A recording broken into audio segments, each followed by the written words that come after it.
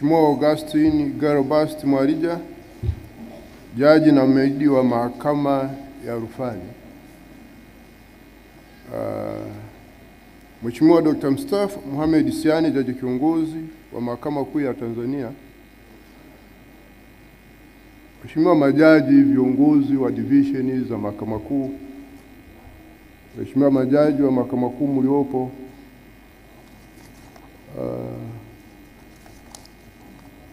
Mheshimiwa Paua Muhina Mwaimu, mwenyekiti wa Tume ya Haki za Binadamu na Utawala Bora. Mheshimiwa Jaji Richard Malima Kibera. Ndugu Samuel Maneno, naibu mwanasheria mkuu wa serikali. Profesa Ole Gabriel, mtendaji mkuu wa mahakama. Mheshimiwa Eva Kiaki Inkia, msajili mkuu wa mahakama ya Tanzania. Ndugu Baraka Leonard, katibu wa Bunge la Jamhuri ya Muungano wa Tanzania. Ndugu Bibiana Joseph Kireo, naibu mkurugenzi wa mashtaka. Ndugu Alice Mturo, naibu wakili mkuu wa serikali. Mheshimiwa George Herbert, msajili wa mahakama ya rufani. Mheshimiwa Chiganga Tegwa, msajili wa mahakama kuu ya Tanzania.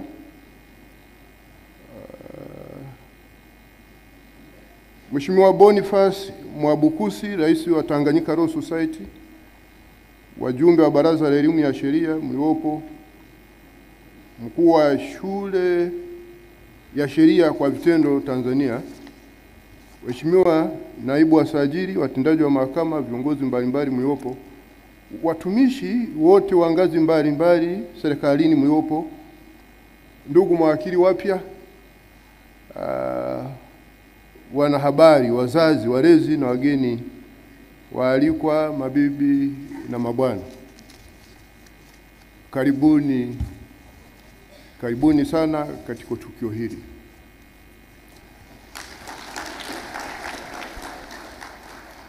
Ni tukio muhimu sana, ndio maana hata kumbi huu umejaa na wengine wako huku juu. Ningeanza kwa niaba yenu kwa mara nyingine tena kumshukuru na kumtukuza Mwenyezi Mungu kwa kutupatia fursa hii ya uhai kwa rehema na fadhili zake, lakini pia hata kwa kutukusanya hapa kwa hili tukio. Si rahisi. Mmoja wenu amefariki, hakuweza kupata nafasi hii. Kwa hiyo tunapofiki katika hatua kama hii, tuna kila sababu za kumshukuru na kumtukuza Mwenyezi Mungu. Na tunamshukuru pia kwamba wengine mlisafiri kutoka mbali sana katika pande zote za Jamhuri ya Muungano wa Tanzania. Mmesafiri, mko hapa kwa salama. Tuendelee kumtukuza na kumshukuru Mwenyezi Mungu.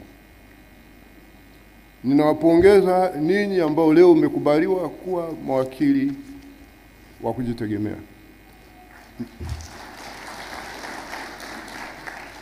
Miongoni mwenu wako watumishi wa mahakama, majaji na mahakimu na makarani.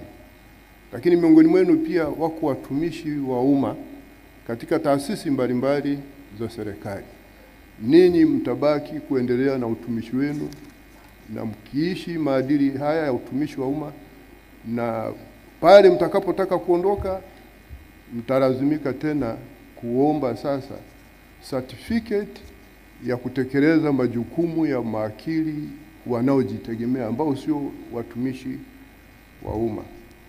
Hivyo vyeti ambavyo nimewatunuku leo vinaeleza hivyo. Na kwa wale ambao mnaenda kwenye kupractice, tumepokea ushauri mzuri sana wa kufunda kutoka kwa rais wa Tanganyika Law Society. Na mimi nichukue nafasi hii kumpongeza Mheshimiwa Boniface Mwabukusi kwa ushauri huu muhimu sana. Amewafunda vizuri. Yazingatieni aliyowaasa. Ushauri ule ni wa muhimu sana katika maisha yenu. Baraka zote zimejengwa hapo. Mtu atakaye afodi kumpuuza mnyonge na kumnyanyasa, akachukua rushwa kwa kucompromise haki na maslahi ya mteja wake mnyonge, huyo Mungu atamwadhibu. Hawezi kufanikiwa. Na wakili miongoni mwenu ambaye hatambui umuhimu wa uzalendo kwa taifa hili ni kama hayupo. Kwa sababu fursa yako ya kufanya practice ya legal practice ni katika Jamhuri ya Muungano wa Tanzania na sio kwingineko. Na fursa hizo ziko za kutosha. Miongoni mwenu huwa wanateuliwa pia majaji, na miongoni mwenu huwa wanateuliwa watu wengine wa kushika nyadhifa mbalimbali katika utumishi wa umma. Na nimpongeze pia Mheshimiwa Mwanasheria Mkuu wa Serikali kwa ushauri, kwa malezi haya kuwafunda ishini. Kwa muda mrefu sasa, mimi nikiwa wakati huo nikiwa wakili namba moja kwanza, namba 2 Deputy Attorney General, and then wakili namba 1 Mwanasheria Mkuu wa Serikali Jamhuri ya Muungano wa Tanzania mara 2. Kwa mara ya kwanza leo naona hotuba za kujenga kutoka kwenye Tanganyika Law Society na kutoka kwa ofisi ya Mwanasheria Mkuu wa Serikali. Hivi ndivyo inavyopaswa kuwa utamaduni wetu. Leo ni tukio muhimu la kuwafunda hawa vijana, kuwafunda hawa mawakili ambao wanakuwa demoted kwenye role ya advocates.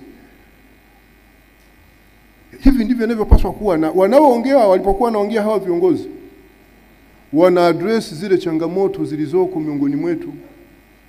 Kwa hiyo niwashukuru sana Rais Mwabukusi. Tukio langu la kwanza tarehe 3 mwezi wa 7 la kuadmit hao mawakili, wewe ulikuwa na udhuru hukuwepo.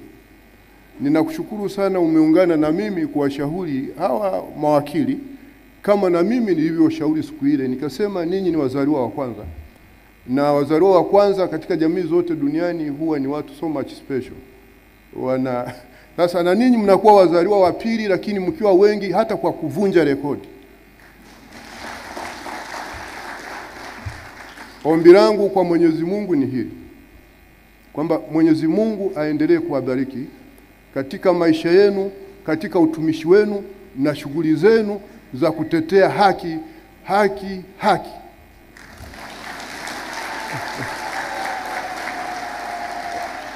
Mkifanya hivyo mtafanikiwa sana. Na exactly alichosema Rais Mwabukusi ni kweli.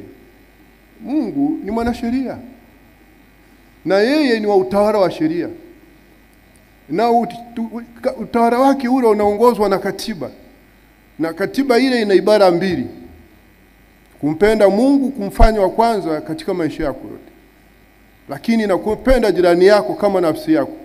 Lakini hiyo katiba yenye ibara 2 ina hizo pia principal legislations 10.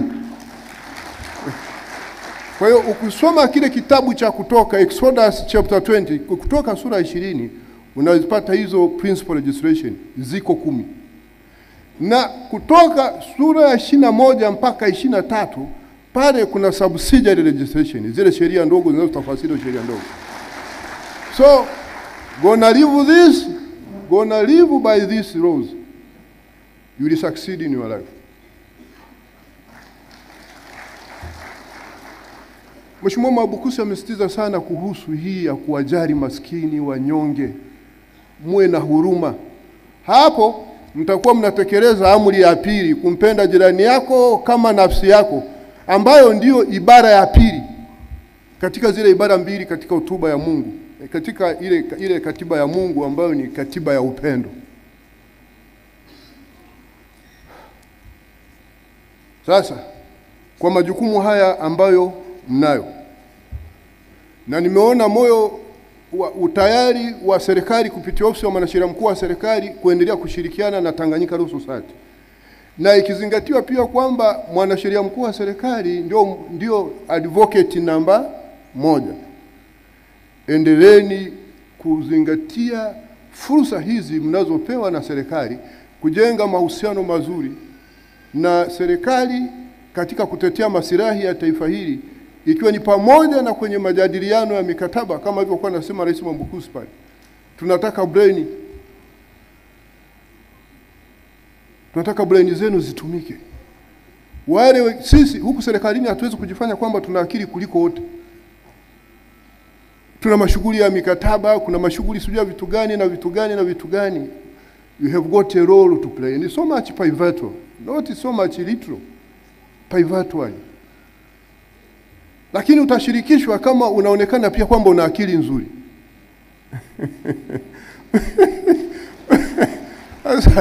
Lakini viongozi hawa wamewaasa vizuri kwa hotuba ya Mheshimiwa Mwabukusi na hotuba ya Mheshimiwa Maneno, naibu mwanasheria mkuu wa serikali.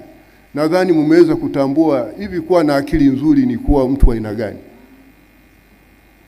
Sasa mimi nichukue nafasi hii kuwaasa kwamba kama mtataka na kuendelea kuwa watu wenye akili nzuri kama mawakili, moja, mtapaswa kuwa sensitive to justice.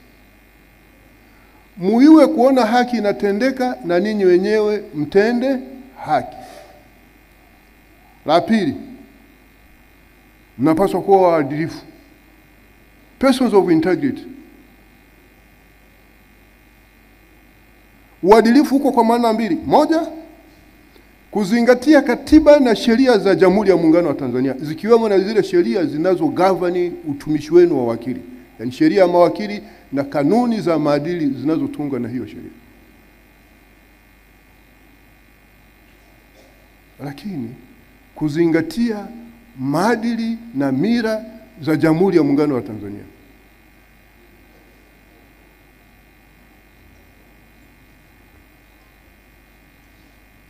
Tatu, mtapaswa kuwa watu mnaomudu majukumu yenu kwa ufanisi ipasavyo. Competent.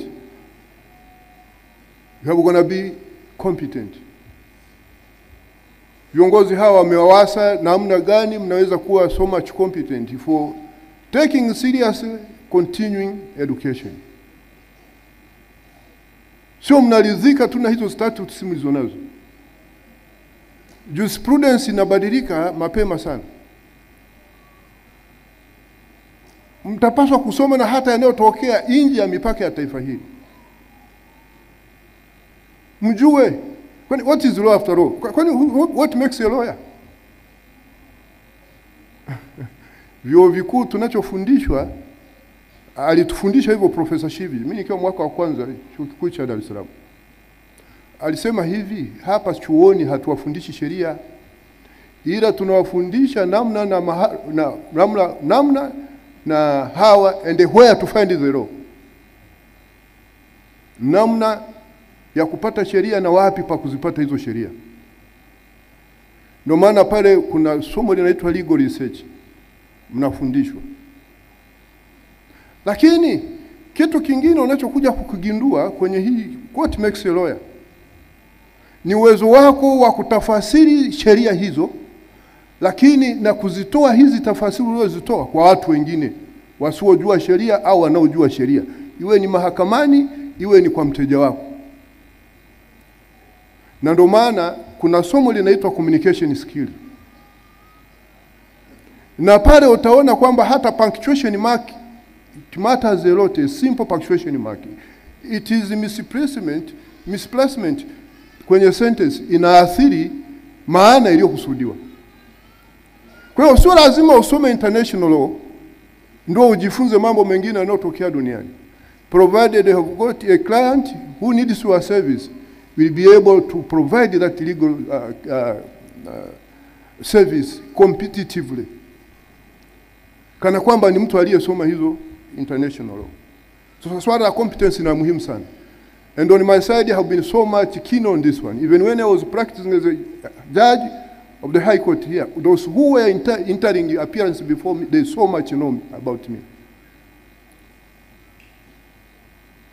Now, kiongozi wa Law School of Tanzania, I think you're gonna be so much keen on this one. Nani mnakaa pale mnawakamata watu, mnawakamata as if there is something so much special about this one.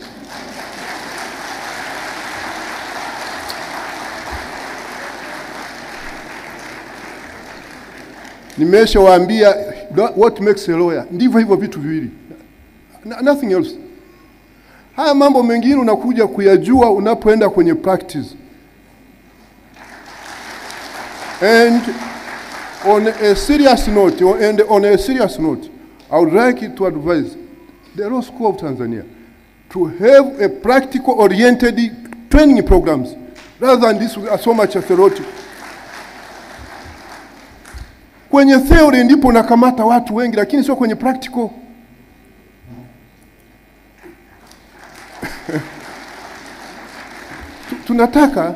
Tunataka vijana wote wanao graduate. Tulikuwa na chuo kikuu kimoja Tanzania, University of Dar es Salaam, iliyokuwa inatoa elimu ya sheria. Right now tuna vyuo vingapi vinavyotoa kozi za sheria, shahada za sheria? Wanao graduate ni wangapi vis-a-vis uwezo wenu wa kudahili wanafunzi pale? Utakuta kwamba idadi ni kubwa, uwezo wenu ni mdogo.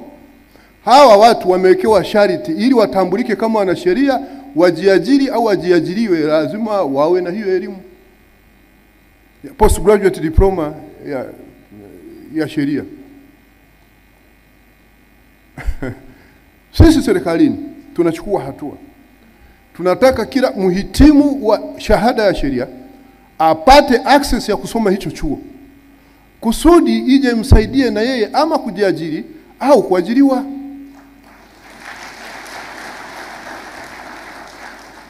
Nilipokuwa naibu mwanasheria mkuu wa serikali, niliweka kwenye mswada Written Laws Miscellaneous Amendment kwamba wanasheria wanaoenda kusoma ile diploma ya sheria pale Law School of Tanzania nao waweze kuaccess mkopo. Imekaa humo wewe bado imo wao wameshaitoa. Why this?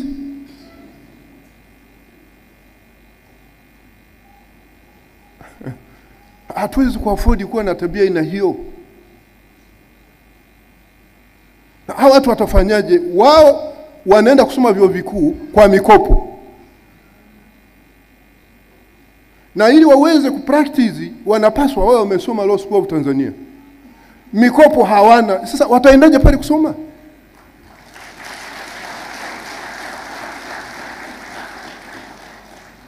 Kwa tumeshachukua hatua ndani ya Wizara ya Katiba na Sheria. This problem I think gonna be solved one of these days. Mheshimiwa Waziri angekuepo hapa angelisema hili. It is either to scrap Law School of Tanzania altogether, ibaki kuwa permanent secretariat ya Council of Legal Education. Hii training is mainstreamed kwenye hivyo vyuo vya nyuu.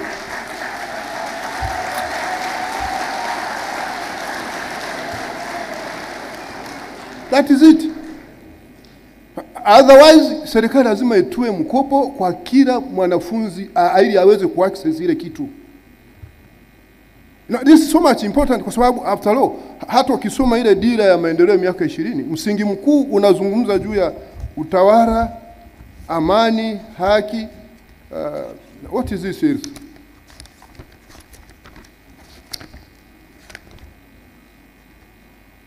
Utawala, amani, usalama na utulivu. Ukiwa na maeneo manne ya vipaumbele. Kipaumbele cha kwanza kikiwa utawala bora na haki. Kipaumbele cha pili kikiwa serikali za mitaa imara na zenye ufanisi. Kipaumbele cha tatu kikiwa ni utumishi wa umma unaowajibika, na kipaumbele cha nne kikiwa amani, usalama na utulivu. Lipo soko kubwa sana la hawa na sheria. So tunataka hawa wanao graduate waende wajiajiri, ama kama ni kwenye utumishi wa umma waende good. But sehemu kubwa naona wanaenda kujiajiri. Tarehe 5 mwezi wa 4 mwaka huu, Mheshimiwa Rais wa Jamhuri ya Muungano wa Tanzania, Mheshimiwa Samia Suluhu Hassan, alipokuja kutuzindulia majengo haya makao makuu, aliridhia sera ya mahakama ya kuwa na mahakama ya mwanzo kila kata.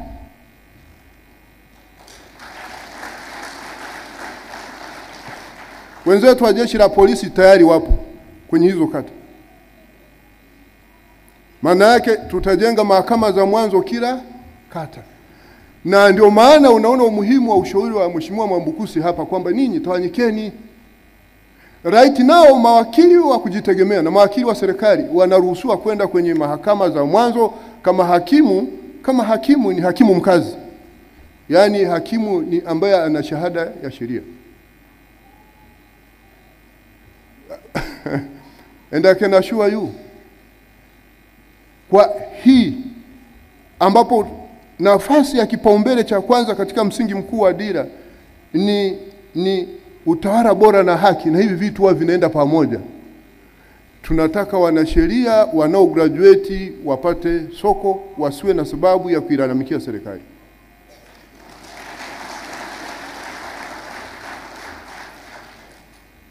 Na kuna sheria itatungwa ya dhamana, the Bail Act, ambayo inaweka utaratibu, very comprehensive procedure na sababu za kutoa dhamana au kuzinyima. Mwaka huo unaokuja hautaisha, hiyo sheria itakuwa in place. Na ikitokea ni hivyo na umewekwa utaratibu, kwa makosa yale ambayo machache hayana dhamana, itatakiwa kesi iwe imeanza kusikilizwa ndani ya kipindi cha miezi 6. La sivyo watu watapata dhamana. Ikitokea hivyo, maana yake ni kwamba right now kama mnavyofahamu kwenye mahakama za mwanzo, makosa yote ambayo ni tribe mbele ya mahakama za mwanzo, yote ni yale ambayo ni bearable, yanadhaminika. Maana yake ni kwamba kama milango ya dhamana itafunguka, kuna uwezekano mkubwa sana mahakama ile ya mwanzo kuongezewa majukumu mengine ambako sasa ninyi mtakuwa mnaenda mna practice huko. Soko lipo. Hii habari ya kwenda kukaa tu Dar es Salaam hapa na Dodoma na miji mingine, kama Mheshimiwa Mambukusi amewatajia maeneo yale ambayo fursa ziko nyingi. Siku ile mimi niliwatajia Ifakara na wazazi wakanishangilia sana pale, wanajua.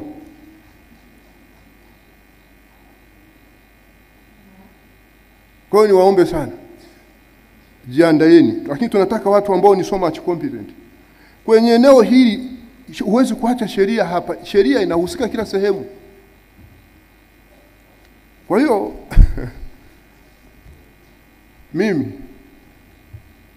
nilichokuwa nakiona wakati ule unaokuja mbele yangu, kama nilivyokwisha kusema, nilikuwa nageuka kufundisha. Unauliza huyu mtu ametoka wapi? Halafu wale wanaokuja wanaomaliza shahada ya sheria wakaja wakawa legal officer kwenye law firms, wengi wao wanapoenda law school wana pass on the very first sitting. Wengi wao wana pass. So tunachokitaka ni practicals. Tuta mainstream hiyo, na Council of Legal Education ambao mimi Jaji Mkuu ndio mwenyekiti wake, ndio hata hiyo inayosimamia practical legal training na ndio overall supervisor legal education katika vyuo vyetu. Hii tutaivalia njuga. Tunataka tutengeneze watu ambao ni so much competent, wakiamuka huko wanaenda mahakamani, wanaenda ofisi ya mwanasheria mkuu wa serikali, wanaenda ofisi ya wakili mkuu wa serikali, wanaenda ofisi ya mkurugenzi wa mashtaka inaitwa National Prosecution Service, wanaenda kwa kabidhi wa si mkuu, wanaenda kila sehemu ambako wanaweza wakapata hivyo vitu. Na hii elimu itakuwa rahisi wanaosoma huko Sauti ya Tanzania, Sauti University, si ndio? St. Agnes University of Tanzania, walioko Mwanza, walioko Ifakara, walioko Linga, walioko kila sehemu, Dar es Salaam, Dodoma, watasoma huko. Walioko Tumaini Makumira, sijui Tumaini ya wapi, watasoma huko. Walioko kule Mbeya watasoma huko kwa Mzumbe ya Mbeya na Mzumbe ya Dar es Salaam na Mzumbe ya wapi? Ya Morogoro. Na mko Busia ya kule Moshi. So ile bindani. Tunataka kufanya hii kozi kama myth hivi na nini? See this.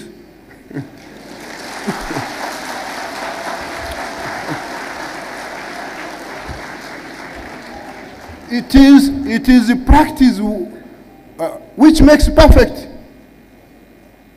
Practice ndio mnafanya mtu awe perfect. Ngoja niwaambieni, shuleni mimi sikuwa kilaza shuleni. Sikuwa kilaza. Lakini nimetoka pale chuoni, nenda kwa ofisi ya mwanasheria mkuu wa serikali pale, ninaajiriwa kwa wakili wa serikali.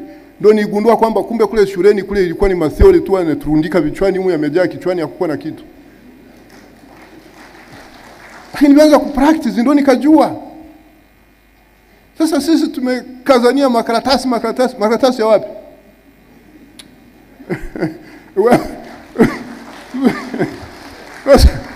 Kwa hiyo that is it. Mimi nadhani hili nimelisema linaudhi. Sometimes sisi kama wazazi na viongozi tunapata malalamiko. Watoto wetu wanakamatwa. Tena sio kwa sababu za msingi na hasa wa kike.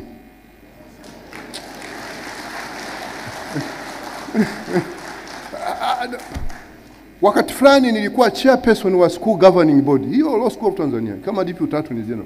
Mimi ndo niliondoa mambo ya academic yale tukaleta watu wa kusaidia kawaitiza nani. Tunachotaka sisi ni practicals. Ndio maana hawa vijana wanaosoma Institute of Judicial Administration Lushoto wanapoenda chuo kikuu afu akaja pale mara nyingi wengi wanakilia mapema sana hapo hiyo shuleni. Could see the difference.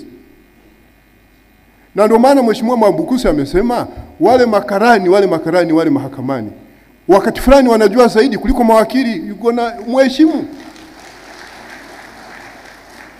Na mimi kwa kutambua hivyo wa makarani nimewapa exemption kwa sababu jamaa wanaishi na mahakimu, wanaishi na majaji, wanafanya kila kitu. Ila hawataenda kupractice, wataenda kuwa mahakimu na nafasi nyingine za nani.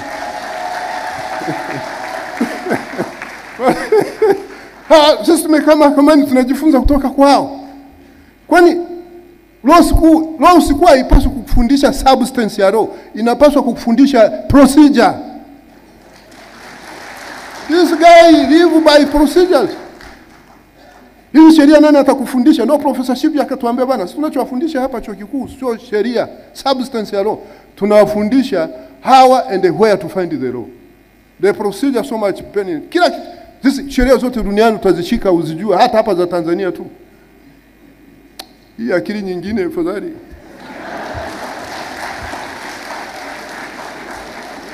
Fadhali hata Mheshimiwa Mwambukusi ametambua kwamba wakati fulani hata video vinawapotosha.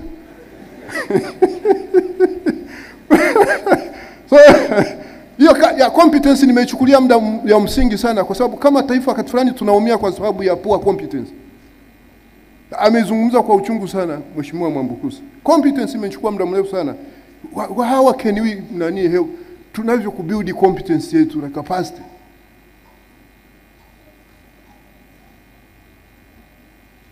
Halafu Mheshimiwa Mwambukusi, we say serious note ni kushukuru tena kwa kuitetea heshima ya mahakama. Kuambia hawa vijana wajiandae. Wanapokuja mahakamani wao wamejiandaa. Nimeona imetuzuka tabia ya hovyo sana.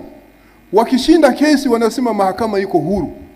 Wanaisifia. Siku akipoteza kesi wanasema mahakama iko huru. Nani anasema mahakama haiko huru? Hii akili ya hovyo, hii akili gani? Mnataka kushinda kesi by blackmailing the court? We won't entertain this.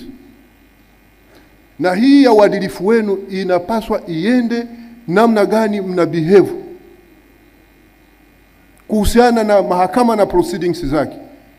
Tarehe 24 mwezi wa 9 mwaka huu tulifanya mkutano na wadau na nilisisitiza na niwaambia majaji na mahakimu, nitamchukulia jaji, nitakuwa na very low opinion na jaji na hakimu ambaye anaendekeza vitendo vya kuidharau mahakama vinavyofanywa na mahakimu, vinavyofanywa na mawakili na watu wengine, wawe ni maafisa wa serikali au sio maafisa wa serikali. Mahakama inafikia hatua mpaka tunaanza kupigana mule na mawakili wa serikali wanaanza kupigana mahakamani. Mahakama ya wapi? And then a judge was there. Hata kama umeshatoka iwe reported kwako mumchukulia hatua huyo mtu. Hatuwezi kuwa na double standard ya discipline ya mahakama. Tuna sheria hapa inaitwa the Penal Code, sheria kanuni ya adhabu. Kifungu cha 114 cha hiyo sheria kinazungumza juu ya kosa la kuidharau mahakama. And this particular section is so much comprehensive. Watu wanaenda wanazunguzwa mambo haya hapo. Kesi inaahirishwa, mtukuta mtu anahojiwa na waandishi wa habari naye anajifanya. What is it? Kesi inashindwa na waandishi wa habari ndio ataenda kuamua. Alafu unazungumza vitu ambavyo unataka kuinfluence decision ya mahakama. Alafu ni kama pia unaweka mahakama into contempt, idharauliki. Uharakati huu hatutautaka, na mimi nitaenforce. Nadhani hata hii sheria Advocate Sect ninaweza nikaibadilisha hiyo na hizi kesi ziwe triable na mahakama. Wanaokiuka hayo iwe kama ni kosa. Si mmekula kiapo hapo na wasikiliza kwa makini. Yaani hicho mimi nimesikiliza kwa makini sana kile kiapo chenu, hotuba ya naibu mwanasheria mkuu wa serikali na hotuba ya rais wa Tanganyika Law Society. Muende muziishi hizo sheria. Muviishi hivyo viapo. Other things being equal, I think next time tunaenda kuadmit wengine mwezi wa 6. Tutakivari kile kiapo kuwe na accountability. Kiseme kwamba ninyi kiapo chenu cha uadili mko tayari kushtakiwa. That is how we gonna build a discipline kwenye hili taifa. Otherwise hatuwezi kuwa na kitu kama hiki. Kwa hiyo ninyi mtapaswa kuwa proactive. Watu wa kujiongeza, mnashughulikia haki za wateja wenu. Mtapaswa kuwa creative, wabunifu. Mnashughulikia haki za wateja wenu ikiwa pamoja kufanya nini. Lakini mtapaswa kuwa national patriotic. Uzalendo. Ameusisitiza sana Mheshimiwa Mwambukusi kwa namna alivyoweza kuieleza. Mimi ni wakumbusha. Hili ni sharti la lazima. Na ni la kikatiba. Na limewekwa kwenye ibara 28 ibara ndogo ya kwanza ya katiba, ambayo inasema hivi: kila raia ana wajibu wa kulinda, kuhifadhi na kudumisha uhuru, mamlaka ndio sovereignty, mamlaka, ardhi na umoja wa taifa hili. That's where we get in national patriotism. We're going to be patriotic. Hii kazi ya kuwa na sheria, it's not a license ninyi kutokuwa patriotic. Ninyi hampaswi kuwa chemichemi ya vurugu katika taifa hili, uvunjifu wa amani.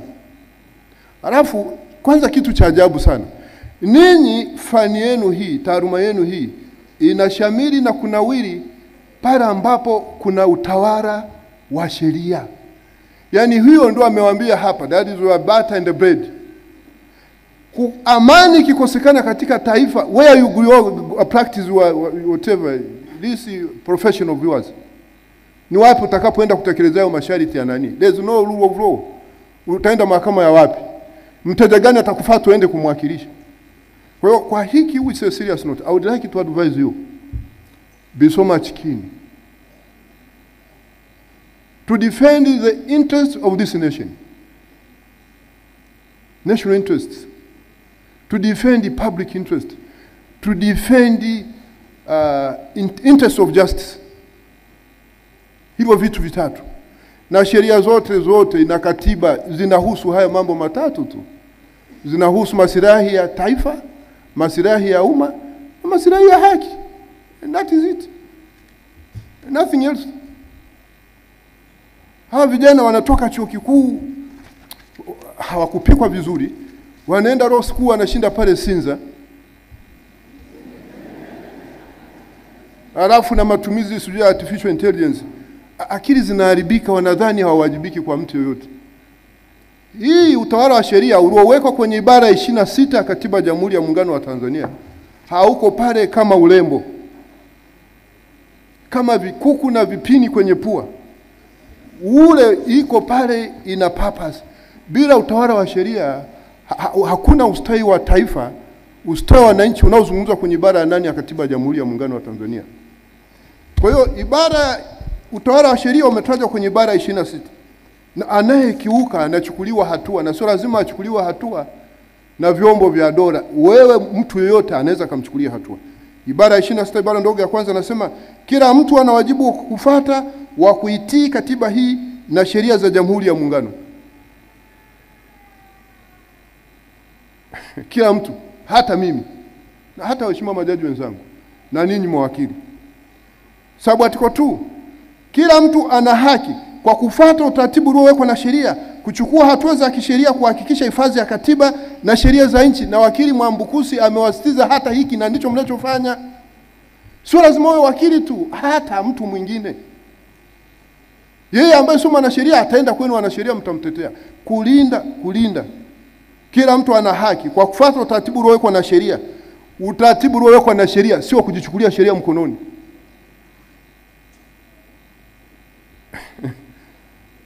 Kuchukua hatua za kisheria kuhakikisha hifadhi ya katiba na sheria za nchi. That is it. So tunapozungumza uzalendo, mimi nafurahi sana hili limetoka kwa Rais wa Tanganyika Law Society. Maana wengine wanadhaniga hili linatuhusu sisi tu tuloko serikalini. Wao hawahusiki. Amezungumza kwa mfano uzalendo kwa ajili ya rasilimali za taifa hili. Kama dola ya United Republic of Tanzania katika international community. Alafu ngoja niwaambieni, hii state of the United Republic of Tanzania ina rasilimali mbili. Rasilimali ya kwanza ni watu. Kwa sababu katika international law hiyo state lazima iwe na eneo la mipaka linalojulikana ambao ni ardhi anyway. Kwamba ardhi hii kwa vipimo vyake ndio itaitwa United Republic of Tanzania. Lakini lazima iwe na functions za kiutawala, iwe na taasisi za kiutawala, taasisi kuu za kiutawala. Una hiyo serikali iliyogawanyika katika hizo mihimili mitatu: executive, legislature na judiciary. Ndio unatuona tuko hapa na katibu wa bunge yuko hapa. Mbali na kuwekwa hizo taasisi kuu za utawala katika dola, watu. Taifa lazima liwe na watu. Amani ikivurugika katika taifa hili, watu wakaanza kuuana, hili itakuwa ni taifa tena? Alafu na ninyi wanasheria mnachochea. Mimi yani hivi mnasomaga wapi? Mimi nimesoma international law na international investment law. Nadhani mnaona hata akili yangu ilivyo nzuri.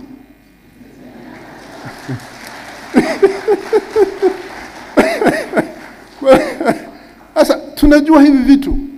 Kitu cha kwanza sisi wa Tanzania tulinde taifa letu. Na hasa fursa inapokuwepo ya kutatua hayo migogoro yetu sisi kwa njia ya amani, the fursa is there. Serikali imejikomiti kuja na huyo mchakato wa katiba. Why should you so much indifferent and so much pessimistic? Na mimi naambia kwa uzoefu wangu, rasilimali watu ndio rasilimali watu. Dola.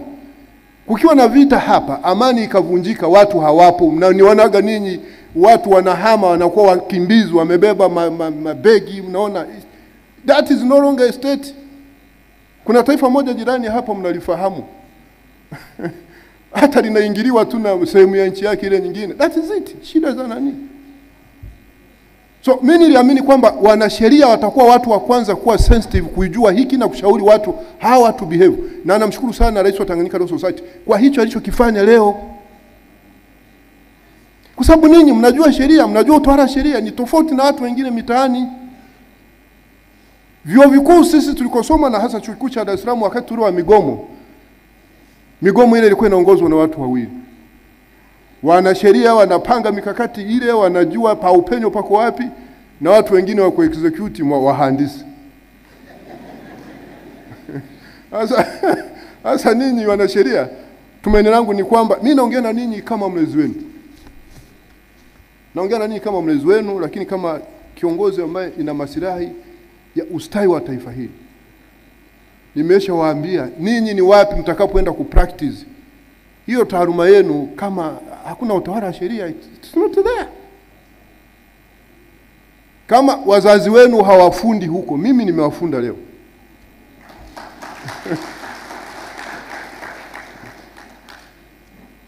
And then objectivity, unapaswa kuwa objective. So unabuni vitu tu hapo na nini.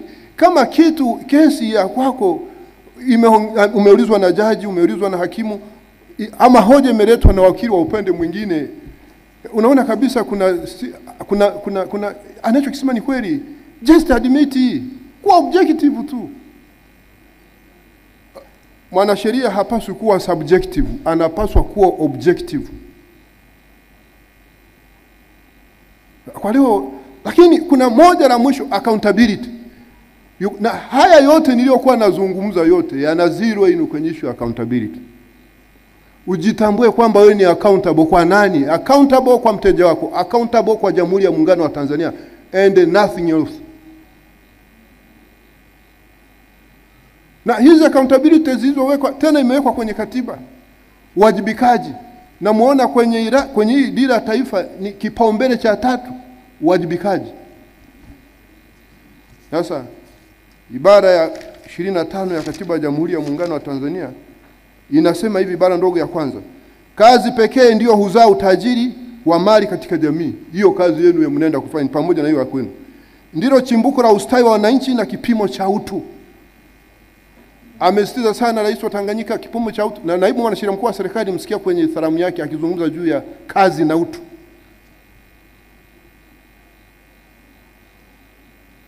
Na kila mtu anawajibu wa A, kushiriki kwa kujituma na kwa uaminifu katika kazi halali na uzalishaji mali, na B, kutimiza nidhamu ya kazi na kujitahidi kufikia malengo ya uzalishaji mali ya binafsi na yale malengo ya pamoja yanayotakiwa au yaliyowekwa na sheria.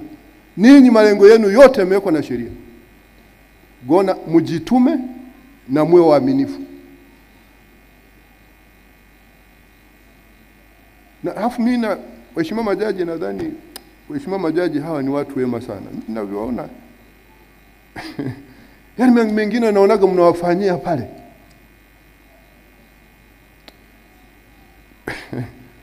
Basi lakini kwa ushauri huu wa Mheshimiwa Mwabukusi nadhani mtaishi haya mambo. Sasa hizi ni sifa za msingi 8 ambazo zitawezesha kuendelea kuwa na akili nzuri, na mimi naona karibu ninyi wote mna akili nzuri. Msinge kuwa na akili nzuri nisinge wa admit kabisa. Ninyi mna akili nzuri, muendelee kuwa na akili nzuri kwa kuwa na hizi sifa ambazo nimewashirikisha, lakini na kila ambacho pia mmeshirikishwa na naibu mwanasheria mkuu wa serikali na Rais wa Tanganyika Law Society. Sasa pamoja na hayo, katiba hii inahimiza pia usuluhishi. Ibara 107 capital A, ibara ndogo ya pili D. Sasa kwa ninawashauri, na hata kanuni ya 20 ya kanuni za maadili zenu inayoitwa The Advocate Professional Conduct and Etiquette Regulations za mwaka 2018 amezirejea vizuri Mheshimiwa Mwabukusi. Inaelekeza kwamba muwashauri na kuhimiza wateja wenu kuafikiana au kusuluhisha migogoro kila inapowezekana kwa misingi ifaayo. Sasa baadhi ya mawakili, sio ninyi, maana leo ninyi ndio mnaapishwa, wao madi kumeona hela yeye ndio wa kwanza, hai kesi atapoteza huyu mtu, anataka kupata hela ya dhuluma, hiyo haitakusaidia. Kesi nyingi zingeendelea kuisha zikamalizika. Lakini baadhi ya mawakili wetu wanawazuia wateja kuanzisha au kuendeleza kesi zisizokuwa na manufaa au misingi. Hiyo acheni ninyi, msiwe na tabia hiyo. Na sisi huku mahakamani tutakuwa wakali sana. Na tumechukua hatua, hatutaki mahakamani kuletwa kesi kuegesha. Na katika kutekeleza dira ya mahakama, haki sawa kwa wote mapema ipasavyo, timely justice for all, tunachukua hatua na mikakati ya kufanya mashauri yaamuliwe mapema ipasavyo ili haki ipatikane mapema ipasavyo. Na hiyo itaondoa pia, pamoja na mengineyo, inadhibiti hizi changamoto mbili nilizozitaja hapa. Na mahakama inakuwa sehemu ya kwenda kuegesha kesi. hiyo hatutakubali. Na katika kikao tulichofanya tarehe 8 mwezi wa 10 mwaka huu, na wadau wote Tanganyika Law Society wakiwepo. Namuona hapa CEO wa Tanganyika Law Society. Wakili Mwabukusi aliwakilishwa na chapter convener wa hapa. Tuliwaambia sisi tunachukua hatua za kushughulikia mashauri ya kiuchumi. Mashauri hayo yaliyokuwa yameiva, mashauri ya msingi, mashauri ya rufaa, mahakama kuu na hata mahakama za mahakimu, yalikuwa na thamani ya fedha za kitanzania trilioni 9.4. Na haya mashauri ya kiuchumi hayo ni mashauri ya ardhi, mashauri ya kibenki, mashauri ya kodi, mashauri ya kibiashara. And this was 45% ya budget inayopangwa kwa ajili ya maendeleo. Kwa mkutano huu ulikuwa kuwashirikisha wadau wetu. Ofisi ya Mwanasheria Mkuu wa serikali alikuwepo Attorney General mwenyewe, alikuwepo governor, alikuwepo Wizara ya Fedha, Tume ya Mipango, na taasisi nyingine zote wadau. Kwamba sisi tumeliona hili tatizo. High Court wao walikuwa na mahakama ya rufaa walikuwa na mashauri 307. Walikuwa 305 wakati ule by tarehe 30 mwezi wa 9.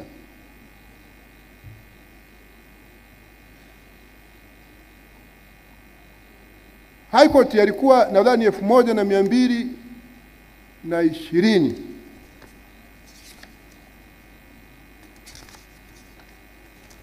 Huku Court of Appeal yaliongezeka baadaye mawili akawa 307.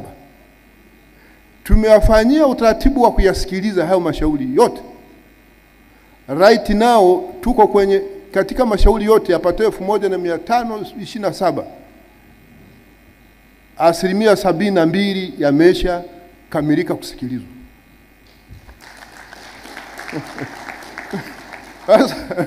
Na tunaendelea. Mahakama Kuu iko kwenye sessions, Court of Appeal iko kwenye sessions. Matumaini yetu ni kwamba ifikapo tarehe 12 tunapo break, hizi sessions zinapoisha, na kwa High Court tarehe 15 Disemba, tutakuwa tumepiga hatua kubwa na kazi inaendelea vizuri. Tunaondoa hii akili ya kuja kuegesha mashauri mahakamani, wateja wenu wanahangaika, kodi zinapaswa zilipwe, hazilipwi, kila mtu mwenye haki apate. Sisi tunachotaka tu kesi zisikilizwe, zimalizike. Haijalishi kwamba ili mradi iamuliwe kwa haki. Kwa hiyo mahakama hapata kuwa pa kuja kuegesha kesi. Na ninachotaka kulipoti kwenu ndugu mawakili ni kwamba nichukue hatua hii pia kumpongeza Tanganyika Law Society. Wasaidizi wangu wameniambia Tanganyika Law Society, maana mawakili wao wametoa ushirikiano mkubwa sana, na ndio maana hata kesi zinaendelea. Vile visingizio vya kuahirisha kesi vimeisha. So if we're gonna keep up this, taifa hili litaendelea kuamini sana, na mtaongeza confidence ya wateja wenu na mambo yataenda.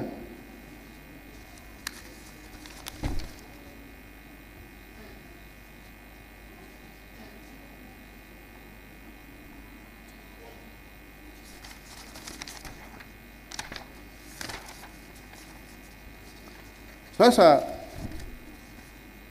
kuna mambo ambayo ningependa kuwashirikisha. Tangu mwezi wa 7, katika kutekeleza majukumu yetu ya mahakama na hasa haki inayopatikana kwa wote mapema ipasavyo, tumechukua hatua mbalimbali. Moja, kwa ajili ya kuimarisha ufanisi, kuimarisha haki inayopatikana, upatikanaji wa haki mapema ipasavyo, kudhibiti mianya ya rushwa na kudhibiti urasimu. Kwa hiyo tumetunga kanuni kadhaa ambazo ninyi ambao sasa mnakuwa admitted kwenye role ya advocates pengine hamkujua. Tunalazimika tuwasomee hapa ili ziwasaidie mnapoenda kufanya kazi huko. Moja, tulitunga jaji mkuu amepewa mamlaka ya kutunga hizi kanuni. Lakini ni mahakama, huwa hafanyi yeye peke yake. Anawashirikisha majaji wenzake na wataalamu wengine, na kuna kamati. Kwa tulitunga kanuni za idadi ya watu wanaopaswa, majaji wanaopaswa kusikiliza kesi za makosa ya uhujumu uchumi. Inaitwa an instrument for determination of judges to serve in the corruption and economic division of the High Court. Na hii ilikuwa government notes number 9330 ya mwaka 2025 iliyochapishwa tarehe 18 mwezi wa 7 mwaka 2025. Hii utaratibu uliokuwepo ni kwamba ile mahakama inakuwa na jaji mmoja, mahakama division ya economic corruption and economic division, au idadi ya majaji wengine kama ambavyo jaji mkuu atakavyoamua. Tunataka kupeleka huduma zetu kwa wananchi na kuharakisha haki. Kwa hiyo kwa kanuni hizi tulisema kila jaji wa High Court awe na mamlaka ya kusikiliza mashauri haya ya uhujumu uchumi popote yalipo. Yaliyoko Sumbawanga, yaliyoko Mtwara, yaliyoko Msoma na yaliyoko popote pale, ili kuharakisha hizi haki patikane kwa watu. Na hii inasababisha watu wapate haki zao tu mapema. Lakini anabaki jaji mfawizi wa hiyo division, anabaki kuwepo na mamlaka yake ya kiutawala. Lakini tumetunga kanuni zinazoitwa the Judicature and Application of Rules, Defense Entitlement to Prosecution Evidence Rules za mwaka 2025. Hii ni government notice number 597 ya mwaka 2025. Kanuni hizi zinaiwezesha mahakama na washtakiwa katika mahakama za hakimu kazi na mahakama ya wilaya nao wawe na ushahidi wa upande wa kesi za mashtaka. Maana ilivyokuwa ni wao walikuwa hawana, hakimu hana, mshtakiwa hana. Kwa utaratibu huu sasa, kabla ya kesi kuanza kusikilizwa, wanapaswa wawe wamepewa. Na hapa ambacho tumekifanya hiki imeleta, na hii pia imechangia kuleta uwazi, lakini imedhibiti ubambikizaji wa kesi, imeleta ubora katika kupeleleza, kuamua kesi ya kwenda mahakamani, ubora katika mashtaka na kudhibiti pia vitendo vya rushwa. Kwa hiyo, lakini lengo letu ilikuwa ni kukizi masharti ya katiba ibara ya 13 ibara ndogo ya kwanza inayohusu usawa mbele ya sheria. Ibara hii inasema hivi: watu wote ni sawa mbele ya sheria na wanao haki bila ubaguzi wowote kulindwa na kupata haki sawa mbele ya sheria. Upractice ilivyo mahakama kuu ni kwamba jaji au mahakama inakuwa na ushahidi wote upande wa mashtaka. Mshtakiwa na wakili wake wanakuwa na ushahidi wote upande wa mashtaka. Kwa hiyo huku haki inatendeka kwa urahisi na kwa ufanisi zaidi na kwa ubora zaidi kuliko hivi ambavyo ilikuwa inakuwa. Na matokeo ya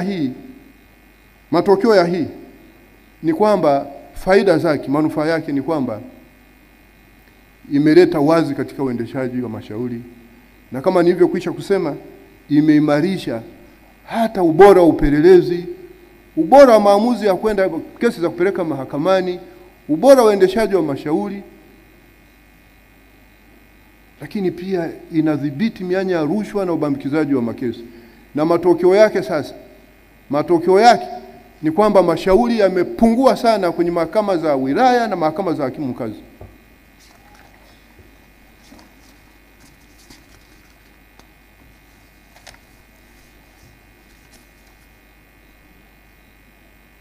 Kanuni nyingine ambazo tumezitunga ni the Judicature and Application of Rules, Panel Constitution Rules ya 2025, Government Notice number 541 2025. Hizi ni kanuni ambazo zinamwezesha jaji mkuu katika mashauri ambayo yana complex legal and factual issues, akiona inafaa anateua panel. Kesi ambayo ingesikilizwa na jaji mmoja anasema isikilizwe na majaji watatu, ili kuimarisha tu ubora wa maamuzi.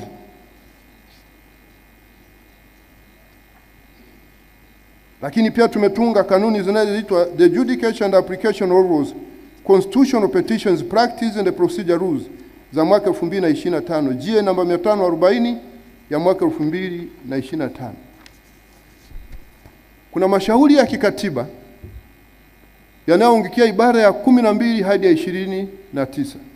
Haya yana utaratibu wake kwa mujibu wa hii sheria inaitwa Basic Rights and Duties Enforcement Act. Yatasikilizwa na majaji watatu na umewekwa utaratibu pale. Hatukuwa na utaratibu au kanuni zinazogovern mashauri mengine yanayoletwa chini ya ibara nyingine za katiba, na hasa yanayoletwa chini ya ibara 108 ya katiba.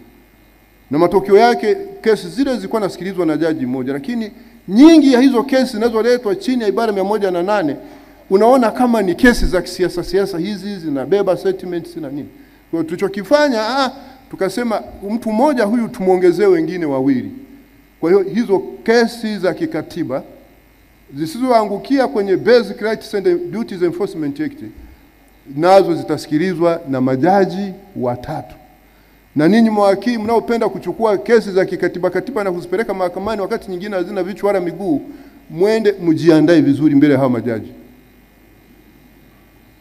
Kwa maana jaji mmoja unaweza ukajaribu kumdanganya pale, lakini majaji watatu wote kuwadanganya kuna kazi. Tumefanya hivyo kuleta transparency, kuimarisha transparency, lakini na kuenhance quality ya decision making kwenye mashauri kama hayo ambayo ni mashauri ya msingi sana.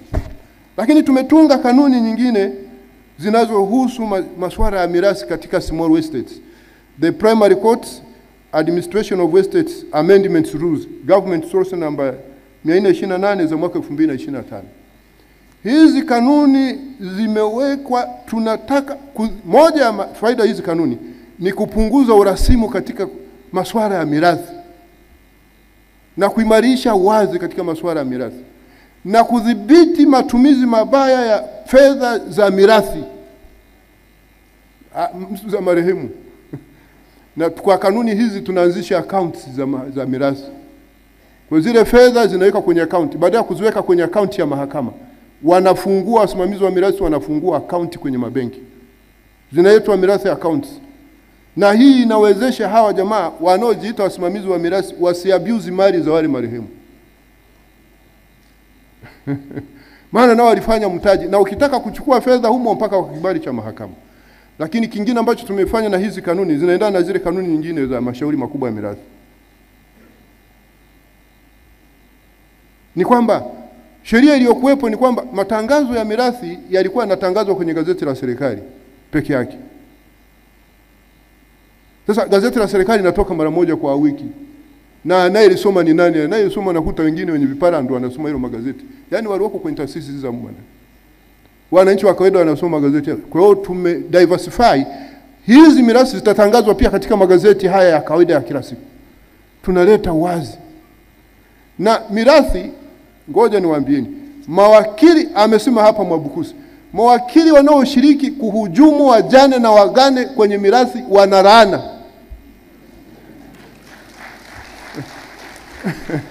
Kama kuna watu wanalindwa sana na Mungu ni hawa wajane, yatima, maskini na watu gani?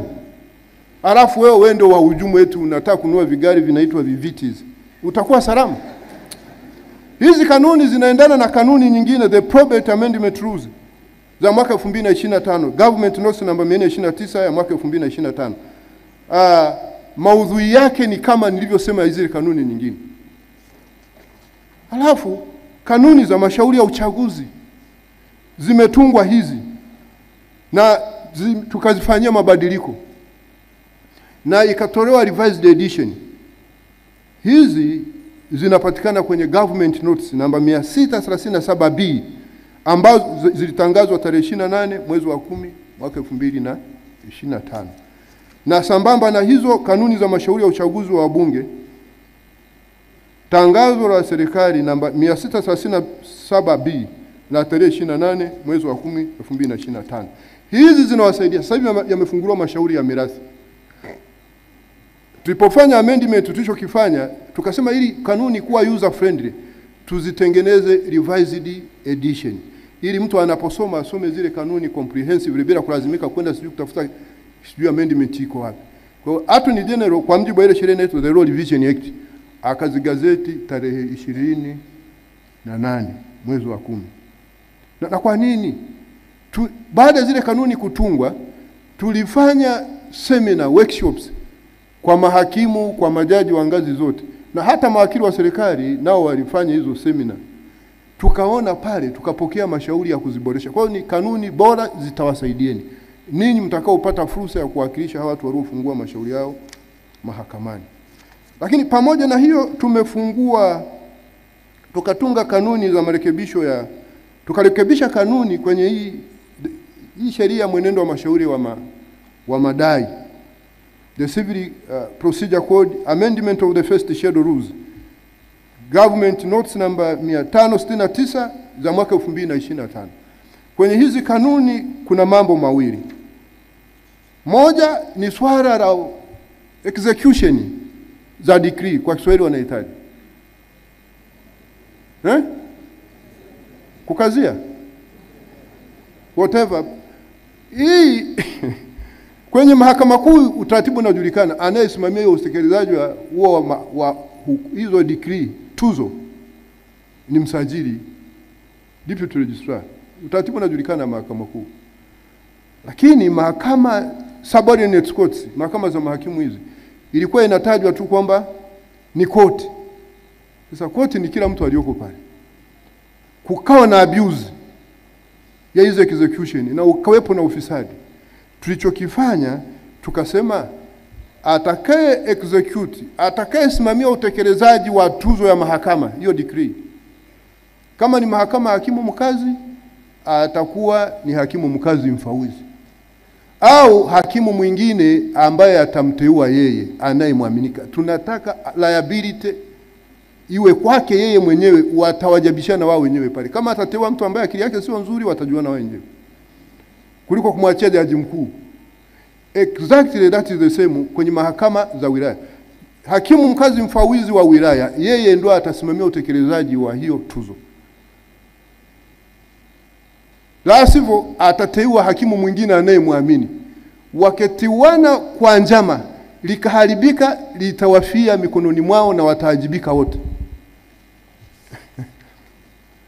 Lakini kanuni hizi pia, hizi zinazotaja government notice hiyo, imeleta summary procedure kwa mashauri ya pension. Mifuko ya PSSF hiyo watumishi wa serikali kuu, na mifuko hii ya watumishi wengine NSSF.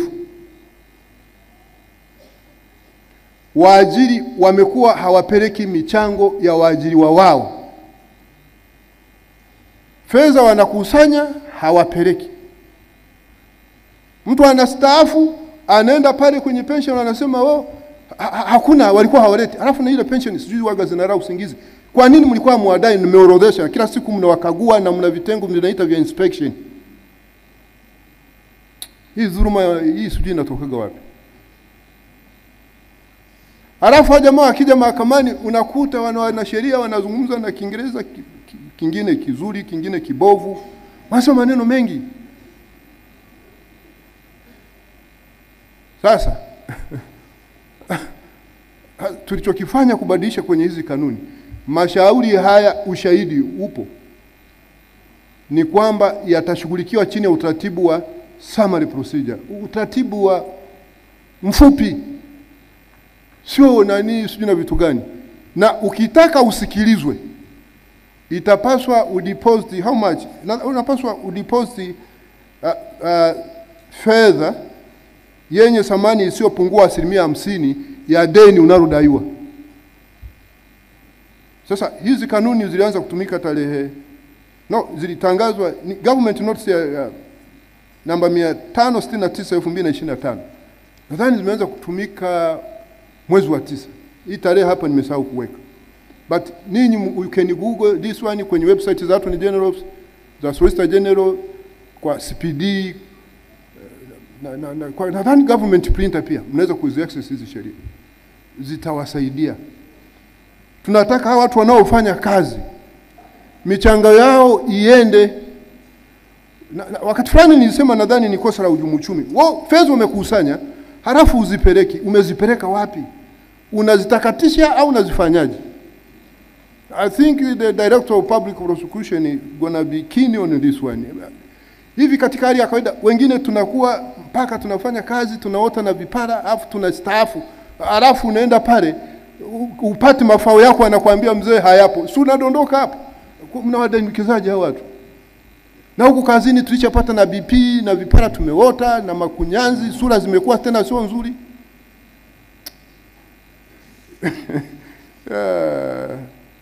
Kwa hiyo tuliona tuwashirikishe haya, na kwa haya niliyoyasema mimi nikiwaunga mkono Mheshimiwa Mwambukusi na Mheshimiwa Maneno, naibu mwanasheria mkuu wa serikali, kwa mara nyingine tena ninawapongeza ninyi wahitimu kwa kufikia hatua hii. Ninawatakieni kila laheri katika maisha na utumishi wenu. Tulivyolelewa sisi, tulifundishwa kuwaheshimu watu wazima na wanapotushauri. Na nilipokuwa nasoma kulikuwa na methali nadhani kwamba asiyesikia la mkuu huvunjika, na asiyefunzwa na baba yake hufunzwa. Sisi kama viongozi wenu, wazazi na walezi wenu, tumechukua hatua hii kutekeleza jukumu letu kama viongozi, lakini kama wazazi wenu, kama walezi, kama ndugu zenu, jamaa zenu, lakini kama Watanzania wenzenu. Hayo tuliyozungumza na mpaka mimi nikatoa jasho sio madogo.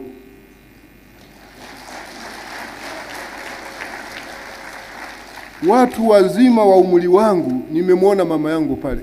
Watu wazima wa umri wangu na umri mwingine wanaonizidi, wao huwa wana tabia moja nzuri sana.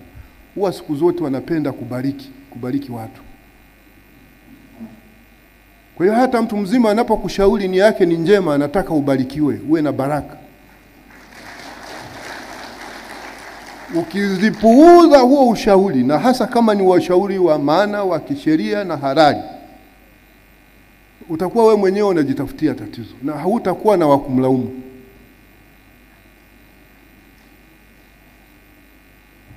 Kwa hiyo niombeni mzingatie ushauri tuliowapatia leo, aliopatia Mheshimiwa Mwambukusi, aliopatia Mheshimiwa Maneno, Rais wa Tanganyika Law Society na Deputy Attorney General respectively, na ushauri ambao nimewashaurini ninyi. Niwashukuru ndugu wageni wetu mliotenga muda kuja kujumuika na sisi. Miongoni mwenu yupo katibu wa Bunge, ndugu Leonard Baraka. Tunao waheshimiwa majaji nimeshawataja. Mheshimiwa Jaji Kibera, Mheshimiwa Jaji Mwaimu. Tunawashukuruni sana, Mwenyezi Mungu aendelee kuwabariki. Ninyi wazazi, ndugu na jamaa na watoto mlioambatana na hawa wapendwa zenu, tunajua mmefanya hivyo kwa sababu mna mapenzi makubwa kwa ajili yao, lakini pia pengine mmewekeza kwa ajili yao hata kuwawezesha kufikia mafanikio haya. Nanyi Mwenyezi Mungu aendelee kuwabariki sana. Na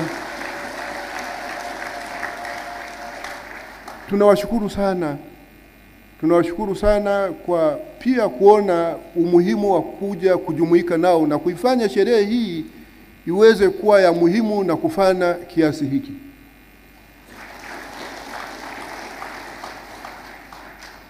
Lakini muendelee kuwa walezi wazuri kwa hawa watoto wenu, na wengine ni watu wazima sasa, lakini mmewazaa, ni wazazi wenu, ni ndugu zenu na kadhalika. Tunataka kuendelea kuwa na taifa la watu ambao wanawajibika, responsible citizens of the United Republic of Tanzania. Na sisi kama wazazi tunawajibu.